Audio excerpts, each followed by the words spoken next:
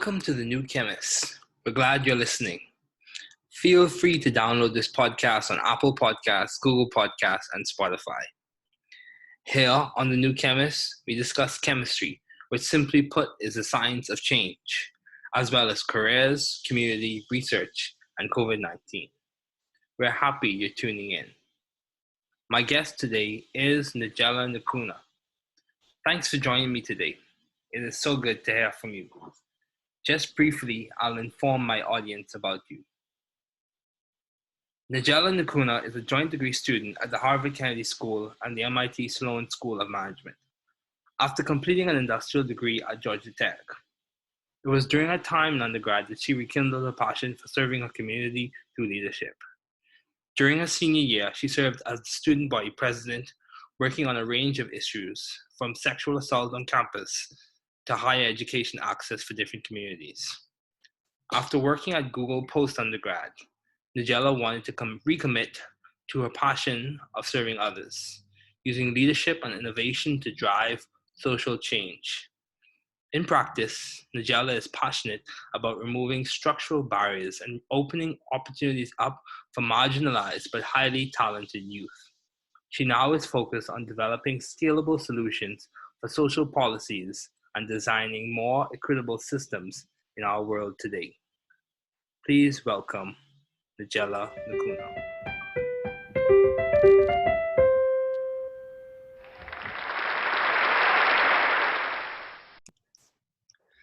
Thanks for coming on today, Nagela. It is good to have you here. Good to see you too. Looking sharp too. Thank you. So how do you maintain a view of the bigger picture in your career and in your life in general?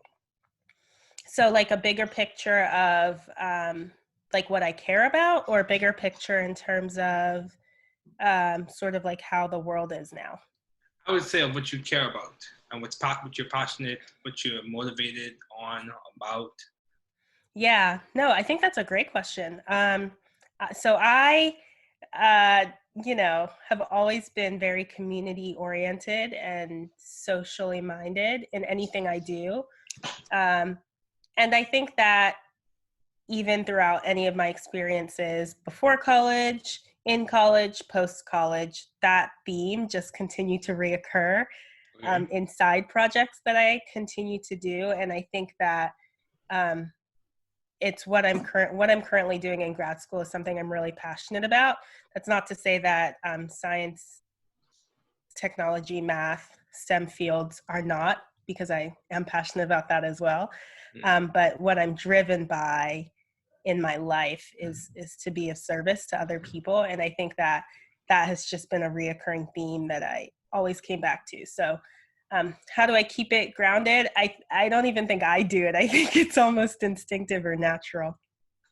Oh yeah, that's good. So along the line of service, how have you sought or found the right environment for you to thrive in terms of your service to others? Yeah, so for me, it's less about the environment and about the existing environment and being able to create that environment. Okay. So I'm someone who really thinks that, right now I'm studying policy and politics along with business, something that's a total deviation of my previous fields.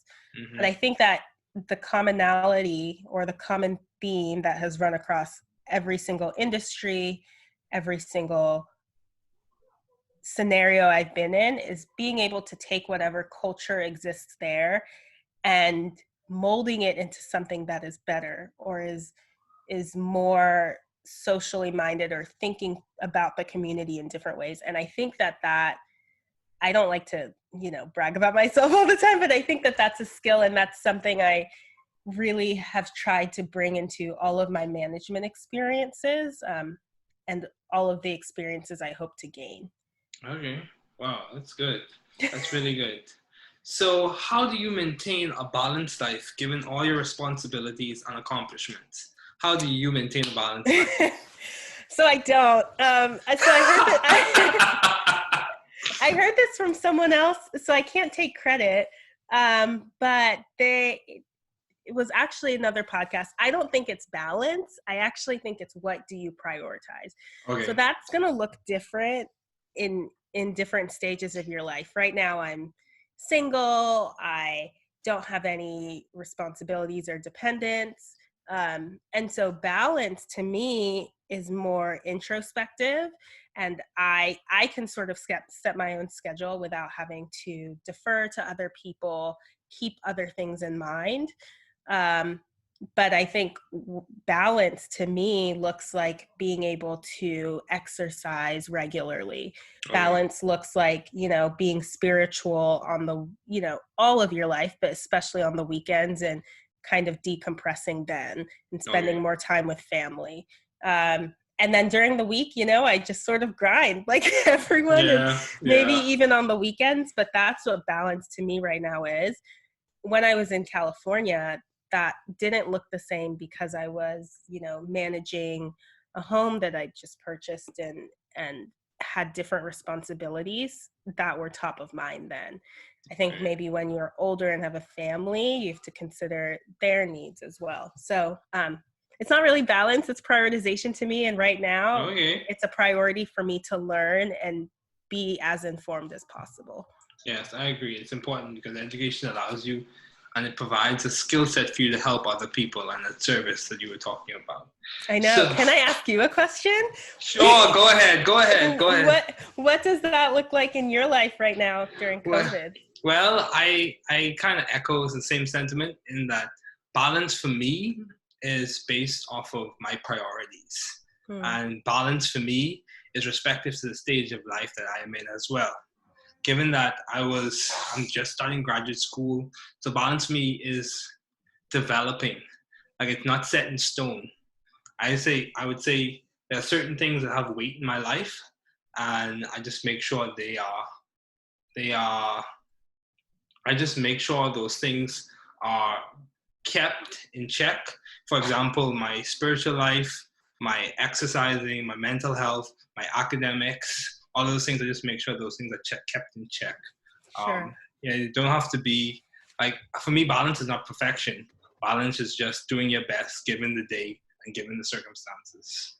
That's such a good point. Balance is not perfection. It's not. Because if you think about balance, and this is something that my parents would talk to me about as well. Balance for you is respective to your situation and to the person, because what may look like balance for me is not the same thing as balance for someone else. Yeah.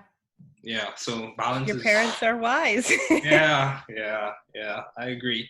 So along the same lines of your environment, how have you maintained vision and teamwork in your environment?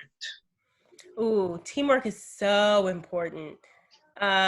So especially during this time, I'm sure you've heard, but a lot of the social movements we have going on. Yes. Something that has really resonated with me is if you are getting to the top on your own, you're not doing it correctly, because none of us are where we are because we haven't, all of us are where we are, I should say, because we've had support and help from community members, from mentors, from teachers, parents, family. And so to me, teamwork is essential because it's almost like Georgia Tech's motto, creating the next, building the next, right? You need to be able to work in a team to accomplish anything because no one exists in a silo.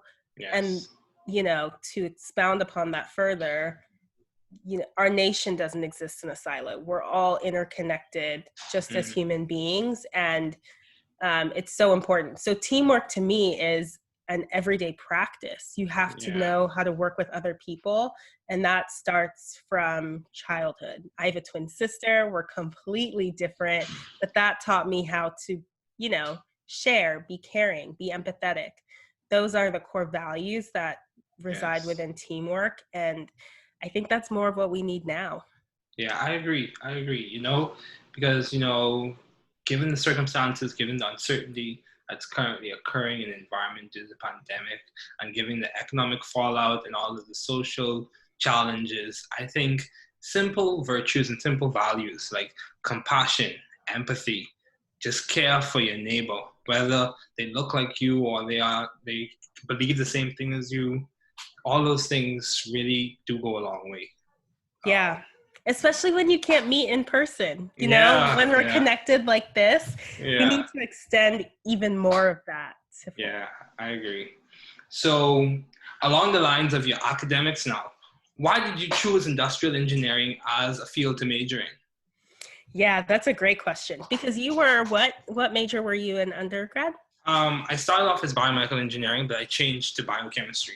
Ooh, okay. I'd be interested to know about that change because I also switched majors as well from Okay. computer engineering to industrial engineering. I've always been sort of a math geek. Okay. And computer engineering was great because it's very tactical and you still have some of that math embedded within the major, but it's very technology focused. And I am a late adopter to lots of technology. So Okay. it didn't pick up as much as I thought I would. But what I loved about industrial engineering was it was this cross between engineering and business. And I don't know how to describe it, just made sense. Like Okay. optimization just Yeah. made sense because it was very math oriented. Mhm. I'm really organized. And so that type of thinking in algorithms and thinking in an almost very structured manner Mhm. just made it was easier for me to learn and it resonated with me a lot. And I think what people think of when they think of industrial engineering is working in a factory or thinking through a navigation system and what the back end of that looks like. They're thinking of, what's the quickest way to get from point A to point B, because you're optimizing a process. But what I learned is that it reaches so much further than that. Like when I was at Google, you're thinking through, well, how can I optimize this new product, this new work stream that we're doing or implementing that is embedded within this product to then make that run more efficiently? And that seeing it in a software lens was so interesting because I'd only ever seen it in a factory lens, working at Boeing or seeing it in their supply chain. So I think that's what led you to. Okay, that's good. Along the same lines, for me, the switch came about because, I recognized that the biochemistry was really my passion. After taking introductory biochemistry at Georgia Tech, I recognized that biochemistry was my passion. The approach to science, the way we looked at macromolecular structures and how they have biological applications. It was like a candle was lit. The flame, yeah, it just like things came alive for me in terms of my intellectual engagement. So yeah, definitely biochemistry was the jam, I would say. And that's why you're studying, chemistry Yeah. in grad school. Yes. So in terms of advice, do you have any advice for those wanting to pursue the field you're currently studying in at Harvard and MIT? That's a really good question because I almost think it's a calling. Okay. But I think it's something that anyone can aspire to be. So the motto at the Kennedy School is, it follows after JFK's motto of, being accountable for change and you wanting to change the world and not accepting it as you see it. Mm-hmm. That's why it's named the Kennedy School. But I think that everyone, I guess what I am hoping for the world, but especially the US, is that people feel compelled to do something about their current community or life or feel empowered to be able to make change where they see it's needed. Yeah. And so I say it's a calling because I think I was called to that work. Okay. I think that's sort of why I'm put on, I don't want to get too philosophical, sort of put on earth, but I really believe it because that's just something I'm so passionate about. Mm-hmm. But I almost want everyone to be passionate about being intentional about how they interact within their community. Yeah. It doesn't have to be just civically engaged, although I would hope that too. But Yeah. You're really passionate about biochemistry, and you were talking about macro molecular structures, which, isn't, but that's something you are passionate about, because I'm assuming you can use that information to help inspire other people or help people in their lives. Yeah. And that, I think anyone can be service oriented in any field of their choosing. And I don't know if that answered your question, but the advice I would give to folks who are interested in this work is that you really want to make sure that it's coming from a place of authenticity. Yes. And do it however is authentic to you. That might not look like politics for everyone. It might look like cybersecurity work if you want to be more tech oriented. It might look like being a doctor or being a chemist. But just do what feels authentic to you. Don't force it. Yeah, I agree. It's important to be your authentic self and to go after what you're good at and what you're passionate about. Because, I was listening to, this is just a reference, I was listening to a motivational speaker, and he said, in essence, he said, your gift or your calling might be in agriculture, and they're trying to make you, or you're forcing yourself to be an IT specialist. So like two different subcategories, two different disciplines, but you have to know what you're good at. And that's so good. Yeah. So I think it's a matter of self-discovery, introspection, and, just taking time to be patient with yourself, Yeah, take time. You don't have to know it in college. Yeah. You don't even have to know it after college. It took me after college to figure out that I wanted to do this. So yeah, it takes time. So, along the lines of service-oriented, and I saw, one of the things you're passionate about is improving access. Improving education access. So how are you active in that area, or how do you see yourself playing a role in that area in the future? Yeah, so I always am interested in access, because access is a systemic issue. And I know that we're talking a lot about systemic issues right now with conversations about racial tensions and wealth divides and equity. Mm-hmm. But I truly believe that education is one of the best ways to have upward mobility in society. I agree. I've always thought that way. Coming from an immigrant family, I've always believed that. And I like you, I think education is so important. Mm-hmm. I've been a benefactor of many pipeline programs, both to companies and also to schools. And I think just because we have those pipeline programs because it's emblematic of a larger problem, right? Yeah. Which is access to certain things for different communities, not just Black and brown communities, but poorer communities, right? Which tend to usually go hand in hand. So how I'm working on that is, I guess I'll say I've always worked on that. Okay. When I was at Georgia Tech, I always mentored Black and brown students. When I was at Google, I helped with Google's Tech Day, which is sort of an introduction to get minority communities and students in tech and in STEM, specifically at large tech companies like Google, Facebook, Apple, Microsoft, YouTube, etc. Mm-hmm. I would say even during my time at the Kennedy School, we were able to pick a project. And my project was partnering again with Google, because I do like the way they do things. It's very research and data oriented. Okay. On what type of information they displayed on their search bar and how it would be helpful to high school students applying to college who needed financial help. And so how I hope to do this in the future, I think you can really do it anywhere.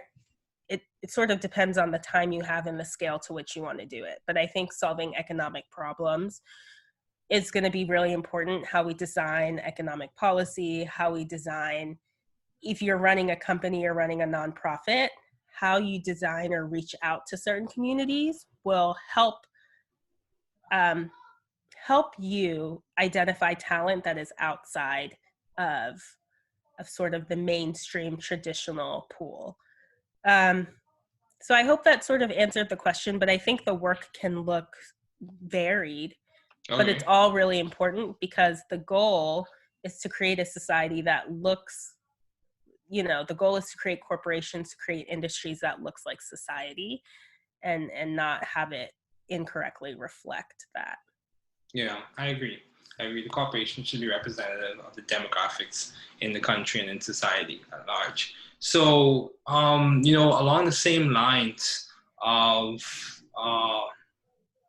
it reflecting society, in terms of interests, your interests in terms of your academics, what have been your long-standing interests in the field of science and public affairs?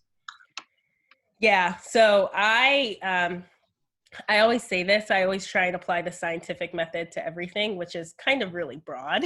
Okay. But it's really important, right? Because in anything I do, I am just someone who tends to be very research oriented, whether that's in my activism, whether that's in policy work. I tend to be more on the research and analytics side, because I think that when you are creating good policy or good management practices, you always want to look at what the data is telling you, right? And I know that sounds pretty cliche or maybe normal at this day and age, but I think that where people begin to use data is when they are justifying certain policies or beliefs or things that are already in place. Mm-hmm. My reasoning is exactly following the scientific method. You have a hypothesis, you test it, you research, and you find data that can yield whether or not your hypothesis was true or not. I think too often we're using data at the tail end of decision making when we should actually be using it in the beginning. And so I use STEM, practices. Even in management style, you want to be able to think through things in an agile way.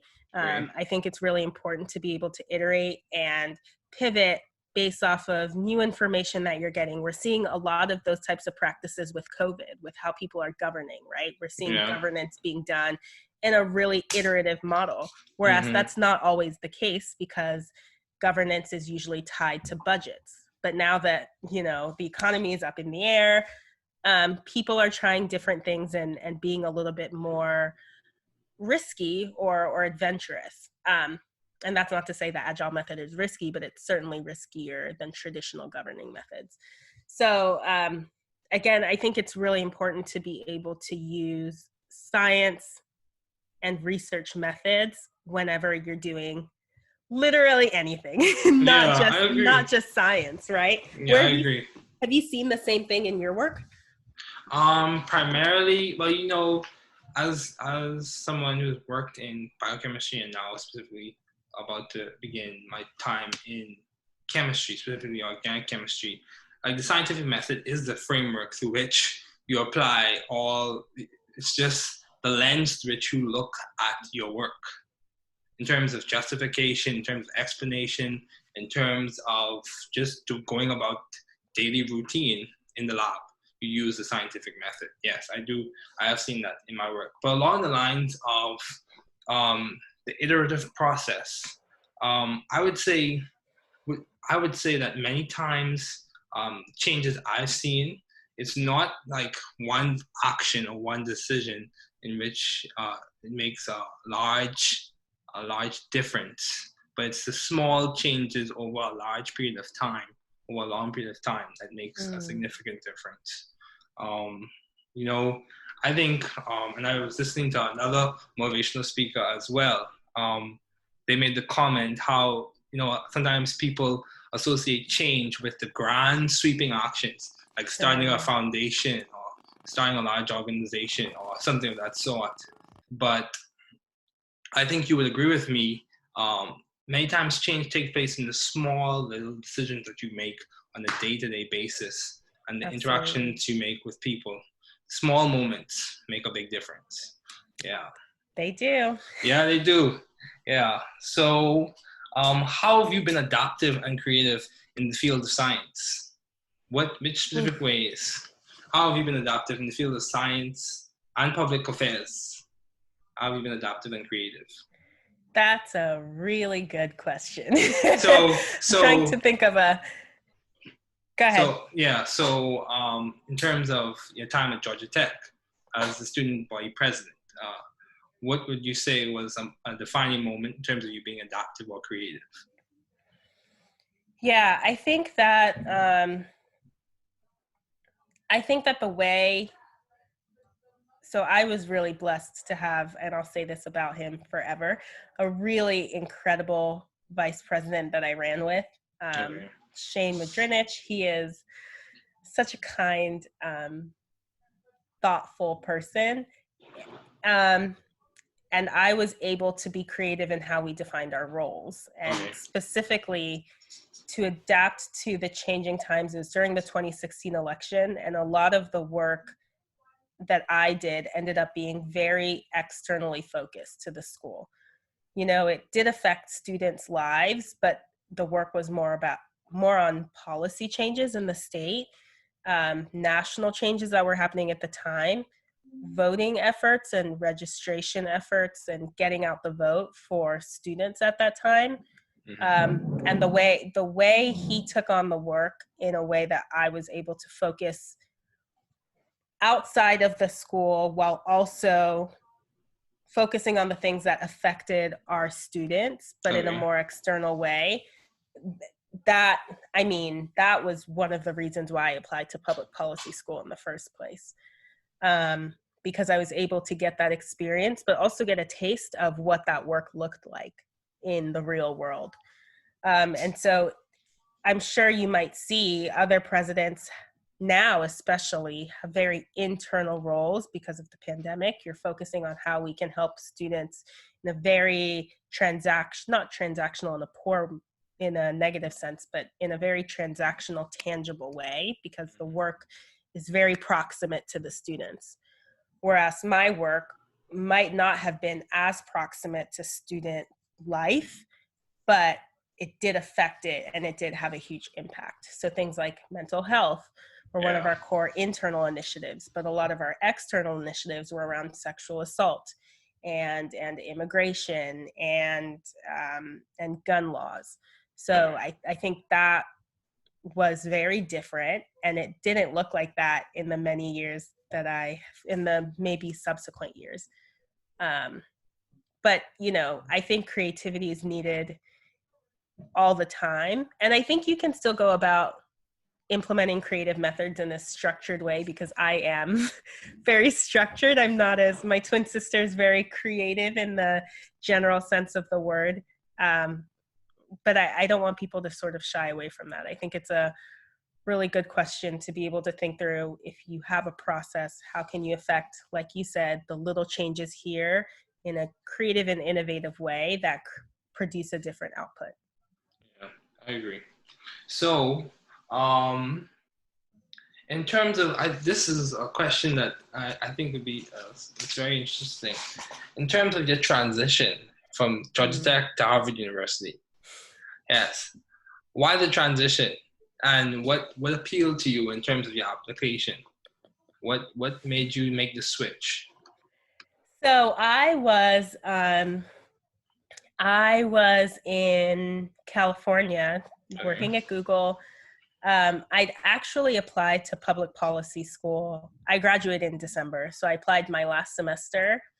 But I also applied to many different programs, business school programs, you know, deferred admissions programs, a few tech and policy programs, because I didn't know, like we were talking about earlier, I didn't know what I wanted to do long term. I had a job lined up. It was great. I liked it. I liked the role. But I sort of was still a little bit confused about what I would do long term, or sort of what my calling was. But I knew after my presidency, I say that colloquially, that my student body presidency, that I kind of liked this policy thing, right? It seemed a little fun, seemed interesting, but not enough to make it a career. I went to California, and I spent a couple of years out there, and a couple personal things happened. But in addition to that, I saw where the world was going. I saw where our nation was going. And then I saw the bubble that is Silicon Valley almost. It's not in a bad way, but people definitely, you don't have to think about the rest of the United States. You know, they almost have their own economy going, Okay. all about building the next product. And it seemed to me almost like a silo within the United States. And I remember one day, my manager had asked me, because I was following Georgia politics very heavily. It was when Stacey Abrams was running for governor. And there were a bunch of abortion laws or anti-abortion laws being passed. And my manager at work asked me how I was doing. And I said, well, I decided to sort of answer honestly, given what I had been reading about that morning. And I said, well, not so great, actually. I'm pro-choice. I hope people know this, and maybe it doesn't appeal to everyone, but, you know, I said there's a lot of really stringent abortion laws being passed right now in different states around our country. And he looked at me and sort of gaped at me that I would give that answer. And they said, well, my partner isn't pregnant, so we haven't worried about that yet. And I went, oh my gosh, like, your partner doesn't have to be pregnant for you to worry about that. You could just worry about that because it's important to people around the world. And that's when I knew that I needed to accept my offer to go, because I think that that was not the place for me to do that work, right? Okay. And that's not to say that the company doesn't care about doing that work, but I think that I knew that I needed to be in a space where I could advocate for people in the way that was most comfortable. And maybe corporate America is not the place to bring that up. I know that. But I'm also a very blunt and authentic person wherever I go. And so I wanted to be able to do that in whatever field of work I chose. Okay, that's very important in terms of, you know, advocating for people and making sure that you reflect your authentic self. So, Nagela, you know, I also have, as we wrap up, I have one more question for you. How would you say, if you were to give, I have two more questions for you, actually. So, if you were to give a suggestion or give a recommendation to building community and solidarity within the African diaspora, in terms of people of color, building community within ourselves, you know, a house divided against itself cannot stand, as many people have heard. What would you suggest? About building community within the larger African diaspora? Yeah, Caribbean, as well as African Americans. And what would you suggest? What would be your first suggestion? I want us to be able to have open and difficult discussions. Okay. I think mental health is a discussion that we need to be able to talk about openly. Yes, I agree. And then I think we've made a lot of progress in this area, especially, and I think art really mirrors life, especially in the divide that maybe once existed between Africans from the continent who maybe have moved here and Africans who were against their will brought here. Okay. And having that discussion and coming together as a community and sharing our different lived experiences, but also our very much culture that is the same. Exactly. And I think those are two big conversations that I really want to be open about. And, you know, it's something my family's working on. It's something I think a lot of families are working on. But being open about, you know, things like PTSD. I just finished a 25-day push-up challenge to talk about PTSD and mental wellness. And things like that. Those are two big discussion topics that I want to become, you know, seen as normal in the African diaspora and the larger community.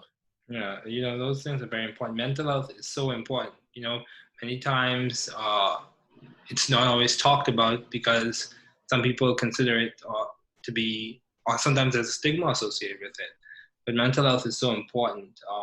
I think mental health, spiritual wellness, physical wellness, all those things. I think health is not just within the physical body, but it involves all different parameters, mentally, spiritually, physically, emotionally, all those things comprise what it means to be a healthy and a whole person. So my last question for you, what is the most beneficial advice you have received? If you had to give one example of the most beneficial advice you have received, what is that? Give and take advice that is meant for you and not meant for that person. Okay. And that is how I think it's really hard for me to categorize all the great advice I've been given, but that's one of the top ones. When you're giving advice to other people, make sure that it is very much targeted for them and can be based off of your life experiences, but not rooted in what you perceive to be the advice you wish you had gotten, but really that advice that is best for that person at that time.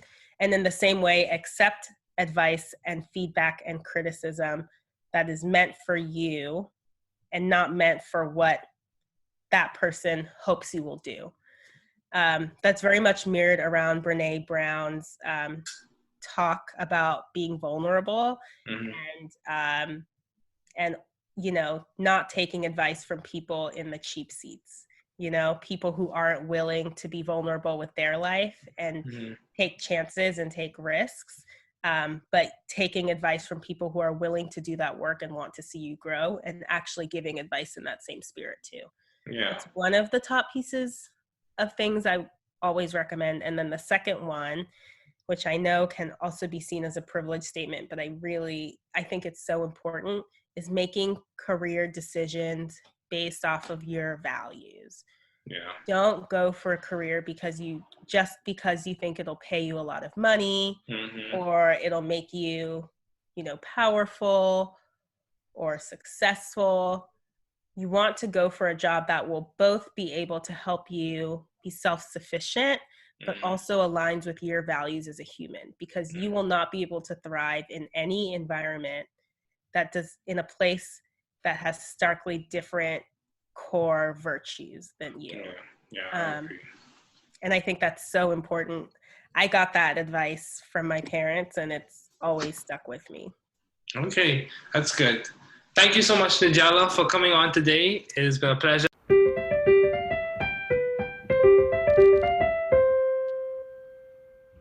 Thanks for listening. We're glad you were able to tune into this podcast. Once again, this is The New Chemist, where we discuss chemistry, which simply put is the science of change, as well as the other sciences, careers, community, research, and COVID-19. Thanks again for listening.